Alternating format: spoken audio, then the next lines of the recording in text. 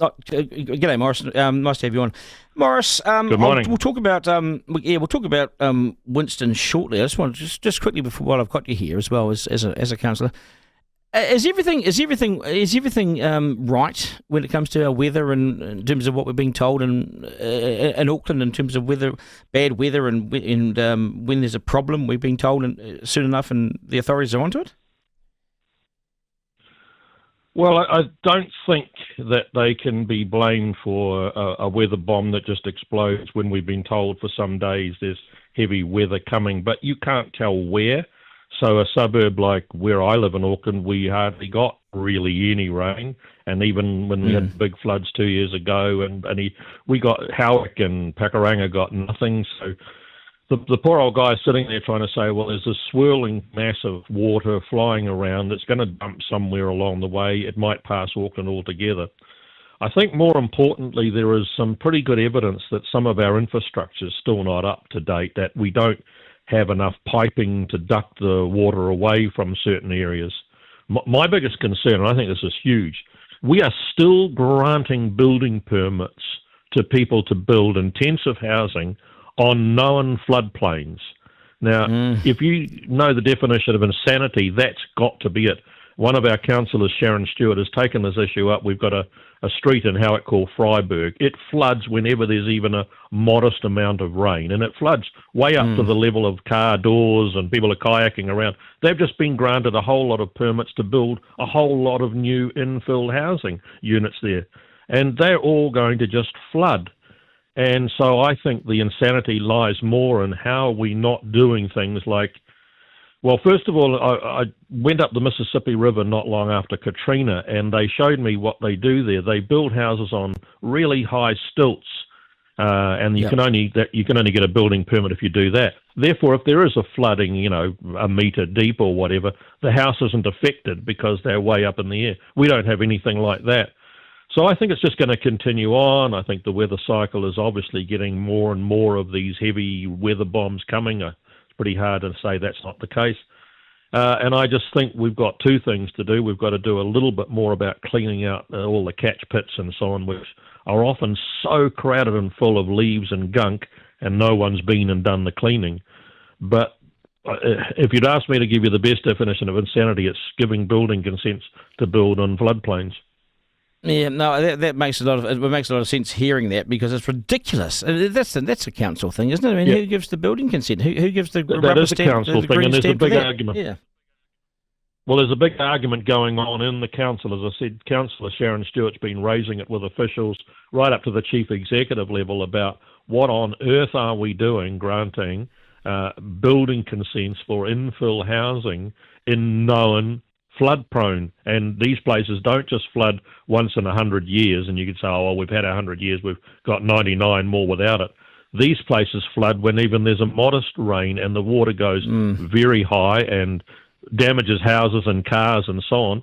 So you're a new person to Auckland and you go out and look at this beautiful house and you say, oh, I like the look of that, and you buy it, and a year later you're sort of wading around in water up to your waist. It's just wrong. And if anything, the council laws, and I'm included in that, have got to put a lot more pressure on the bureaucrats to say, if it's a known floodplain and you've marked it on the maps as that, and we've got the history of the flooding, we are not going to grant more building consents unless they've got, stilts of at least a metre high or 2 metres high underneath them. Yeah, it's a no-brainer. I mean, this happens on this side as well, Maurice. Not just out in the east. I mean, I've got a mate who's in a place, and for the third time in 6 years, he's gone underwater. I mean, he's had to lift his family out, put them over on top of his head, and that sort of thing. This is the same street, O'Donnell Ave in Mount Roskill, the same street that lost 20 odd houses 2 years ago. And guess what they're doing on where those 20 houses were lost? They're rebuilding, Maurice. The council's given the green light to rebuild, and it's a floodplain, mate. It is a river.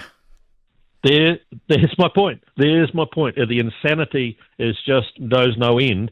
And what I do find really galling is that this particular councillor, Sharon Stewart, she's like a dog with a bone. She won't let it go and keeps going to officials and gone to the chief executive.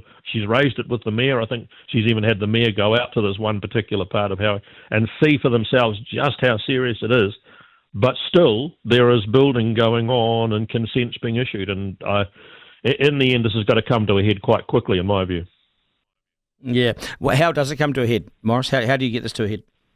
Well, I would have thought that we can get a paper put through the through the council where the 20 of us get. Well, there's 20 of us around a big round table, so you can confuse it. Sure, I get it. A paper put through the council where we actually have a directive from that paper saying to officials, you no longer grant consents in the following conditions, because we've got that power if the governing body wanted to give such a directive to them. Okay, I think that time has come. Probably that time has come. Probably just want to move on to. Oh, it's well and truly overdue. It's well and truly overdue. Yeah, totally. The issue with Winston Peters, of course, I think he's done a reasonable job actually as Deputy Prime Minister. I think he's done an excellent job actually, and it will be handed. He will hand it over to David Seymour at the end of May. So 6 weeks. He'll come back after a couple of weeks recess. There'll be the budget. Then it's all on. Basically, he will step down as deputy. How's that going to affect Peters, do you reckon? I mean, you've been close to him before. You've worked with him around the cabinet table. You've seen his behaviour change in certain aspects. Yeah. How do you think this will impact him? I think history's not good pointer to what may happen now, because the reason I think things are different is that during the midterms, New Zealand First normally goes right off the radar. They're at 1% or 1.5%, and then by the time the election comes, they've got to find a way, so there's got to be a disruptor they throw a hand grenade in to try and get themselves back to the 5 and 5 plus, because they don't have a seat they can rely on to give them that anchor. ACT's got the 2 seats, and I think they'll hold on to both those. So, but the difference this time around is that they are midterm and polling exceedingly well, better than I think they've ever done in midterm. And I think Winston's getting a lot of kudos from the public for what I think is the incredibly professional. He's almost, if you talk to diplomats around the world, and I have done a lot because I was a diplomat based in LA and had contacts with them, you got the comment from them, gee, you guys are lucky to have a guy like Winston Peters as your foreign minister, because he's just so capable and calm and focused and gets outcomes. So I don't think there needs to be this sort of big disruptor where you throw a hand grenade in and try to. I was in the cabinet room the day that New Zealand First walked out on the government and the whole coalition came to a halt. And they always have to create that getting closer to an election.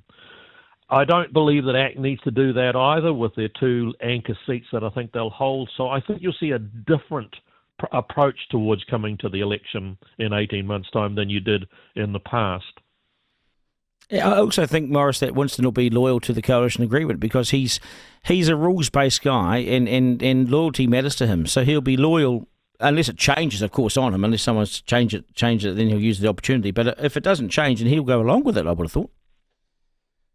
Well, he will, but in the past, you just remember that point, that the predominant party to the coalition, the major party, it just subsumes everything into it, and it becomes this big sort of vacuum that sucks up. And when they talk at election time, they talk about when the National Party gets re-elected and when the national government does this. It's now a little bit more talk about the coalition. It's better than it used to be, but it's still seen as a national government with a couple of add-ons. But what's interesting is Winston and Shane Jones and a few of the other people within those 2 minor parties are getting some real hits, some real runs on the board. Karen Chua with what she's doing with Oranga Tamariki and so on in ACT. I think that those 2 minor parties are...